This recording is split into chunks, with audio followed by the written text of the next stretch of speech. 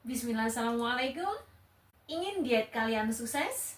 Tidak semua orang kesulitan dalam menurunkan berat badan, tetapi banyak juga yang frustasi dibuatnya. Jangan pernah skip sarapan. Otak kita bisa berfungsi secara optimal jika suplai glukosa ke dalamnya terpenuhi.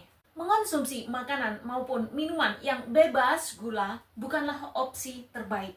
Pada saat tubuh melakukan pembakaran glikogen, kandungan air di dalam tubuh kita menjadi turun. Ini yang bisa memungkinkan seseorang lebih cepat menurunkan berat badannya. Tetapi ini hanya bersifat sementara.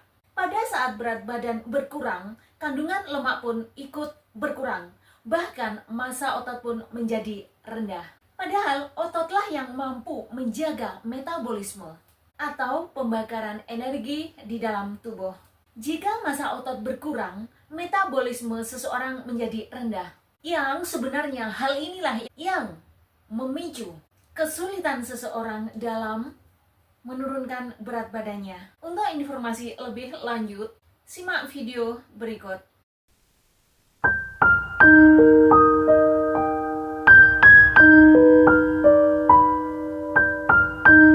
Kak, pernah nggak kalian berpikir jika piring, meja, dan kursi sangatlah membantu proses keberhasilan usaha kalian dalam menghindari kegemukan atau mempertahankan berat badan yang ideal? Pada saat kita makan di piring, lalu duduk manis di kursi, baik kalian dalam posisi sendirian, bersama keluarga ataupun teman, atau bahkan dengan hewan kesayangan kalian, dapat meningkatkan nafsu makan kalian serta kepuasan kalian dalam menikmati makanan yang tersedia.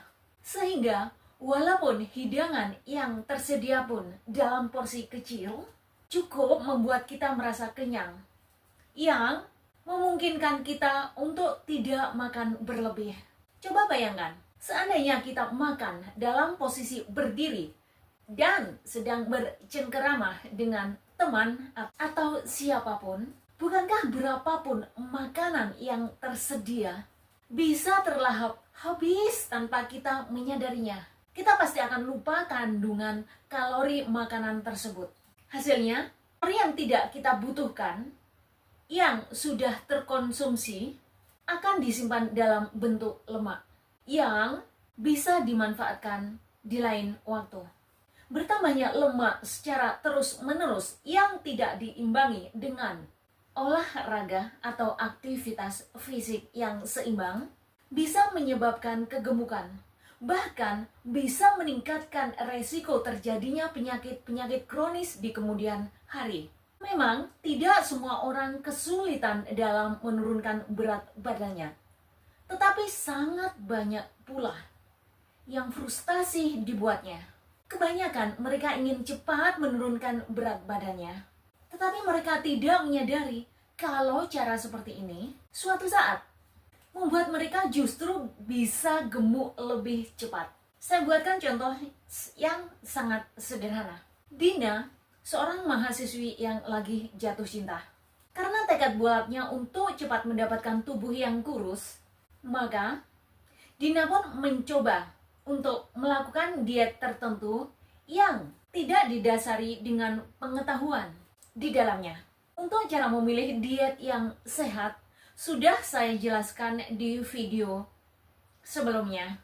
Alhasil, dietnya pun justru menimbulkan masalah kesehatan. Contohnya, pada saat dia sarapan, dia hanya mengonsumsi 1 mangkok kecil bubur dilengkapi dengan air putih, tanpa adanya tambahan makro maupun mikronutrisi ke dalamnya.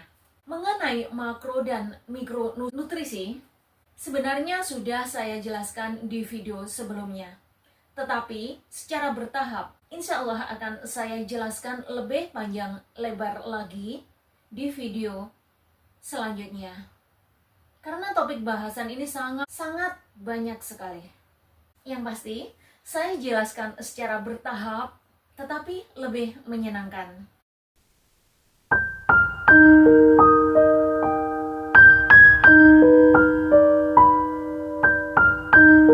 Nah, kita kembali ke kasus Dina lagi.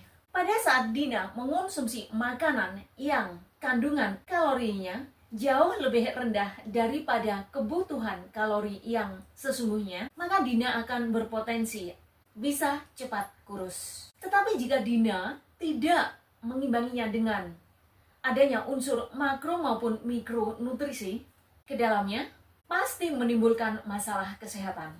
Contoh sederhananya pusing-pusing. Ingat kak, jangan menyepelekan hal-hal kecil seperti ini. Tahu nggak kak kenapa? Karena otak kita bisa berfungsi secara optimal jika suplai glukosa ke dalamnya terpenuhi, alias tersuplai dengan baik. Padahal fungsi otak itu sangat luar biasa banyaknya bagi aktivitas seluruh organ tubuh kita sepanjang hari. Umumnya, glukosa akan terbentuk akibat adanya pencernaan golongan makanan penghasil energi yang biasa disebut dengan makronutrisi, yaitu 1. Karbohidrat, 2. Protein, 3. Lemak. Jika kalian kekurangan energi, otot kalian menjadi lemas, sehingga kalian akan malas dalam melakukan segala aktivitas harian.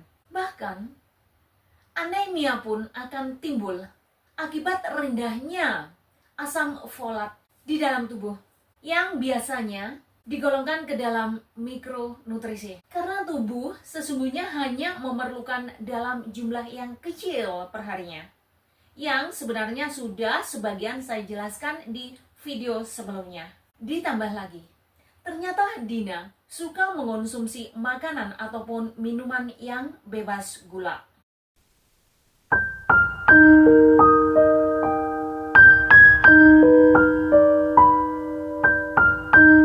Hati-hati ya kak, umumnya golongan makanan maupun minuman ini justru ditambahkan pemanis buatan yang bisa menimbulkan masalah kesehatan di kemudian hari. Solusinya, kelola sendiri makanan ataupun minuman yang kalian inginkan, jangan beli kemasan.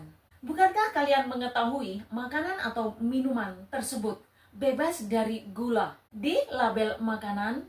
Nah, ini nih. Sebenarnya wajar sih jika di minggu-minggu pertama saat kalian mengurangi porsi makan demi terciptanya berat badan yang ideal, kalian merasa sedikit lemas ataupun tidak bertenaga. Ini adalah bentuk reaksi tubuh yang alami. Kalian jangan berhenti di sini kak.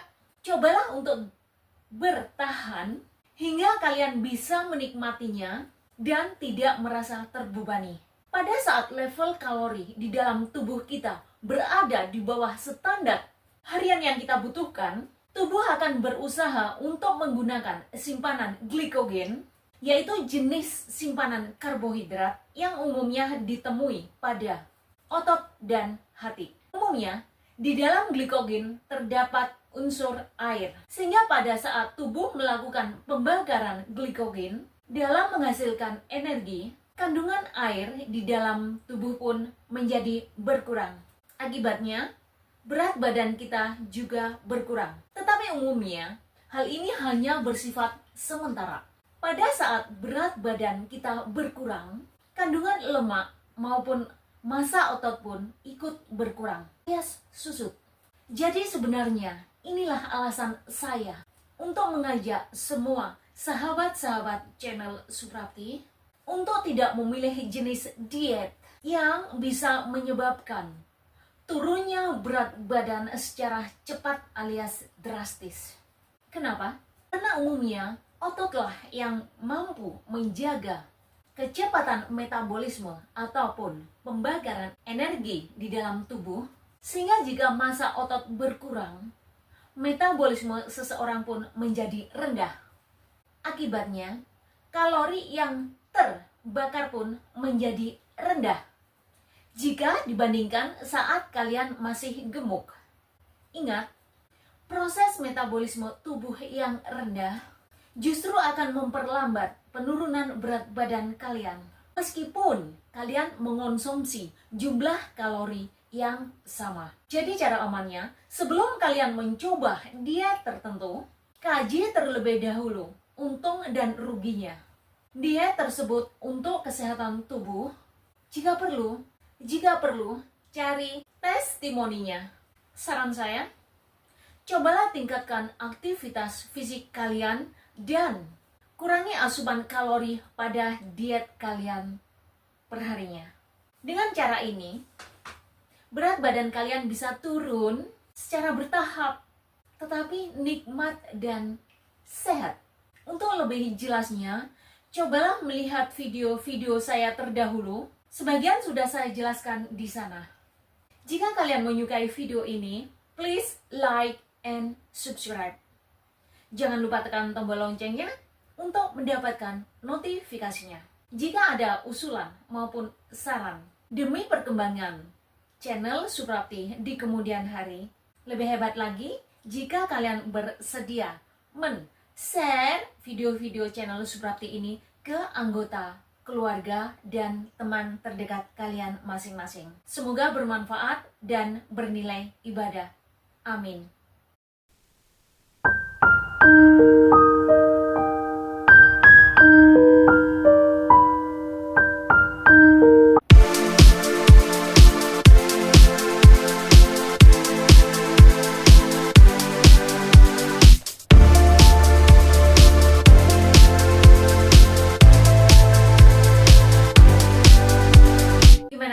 Masih tetap bisa fokus? Baiklah.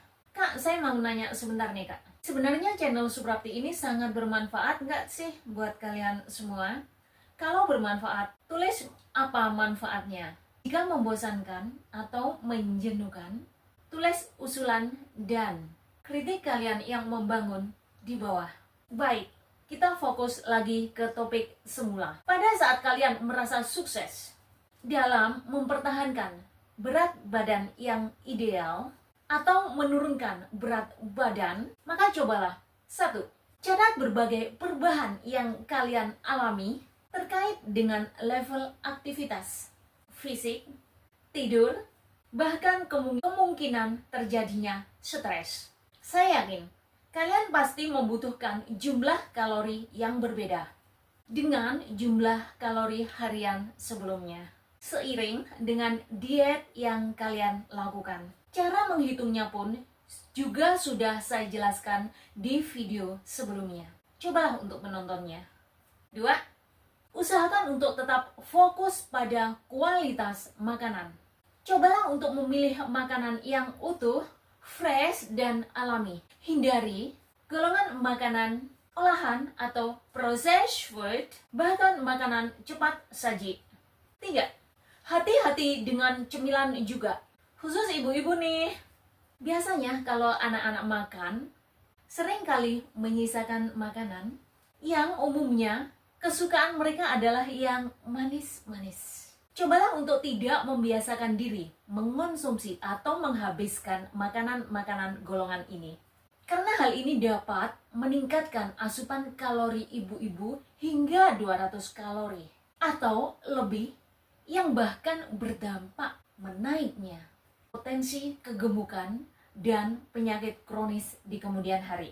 Keempat, nah cara lain yang bisa kalian pakai adalah cobalah mengurangi konsumsi minuman tinggi kalori selama 2 minggu dan lihatlah hasilnya.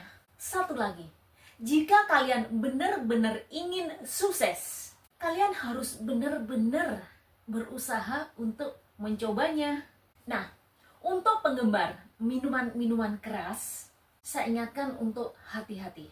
Jenis minuman ini juga tinggi kalori, termasuk bagi penggemar kopi dan teh. Di samping gula, teh dan kopi mengandung tinggi kafein. Ingat ya Kak, kafein dan gula bisa meningkatkan level darah kalian, sehingga penggunaan hormon insulin pun saat tubuh berusaha untuk menurunkan level gula darah kalian menjadi tinggi. Jika hal ini berlangsung dalam waktu yang cukup panjang ataupun lama, bisa meningkatkan resiko terserangnya penyakit diabetes, jantung, kista, dan masih banyak lagi. Ingat, gula bisa menyebabkan seseorang lapar di sepanjang waktu. Bahkan, pada seseorang yang memiliki masalah pencernaan, gula bisa menimbulkan mual-mual ataupun kembung. Kelima, langkah akhir yang harus kalian coba, perbanyaklah mengonsumsi makanan yang mengandung protein dan tingkatkan level aktivitas fisik kalian. Kenapa? Karena pada saat tubuh melakukan pencernaan terhadap protein, umumnya dapat membakar kalori lebih banyak. Sudah tentu, begitu juga saat kita melakukan aktivitas fisik atau olahraga. Video seru yang lainnya ada di sini. Wassalamualaikum. Bye.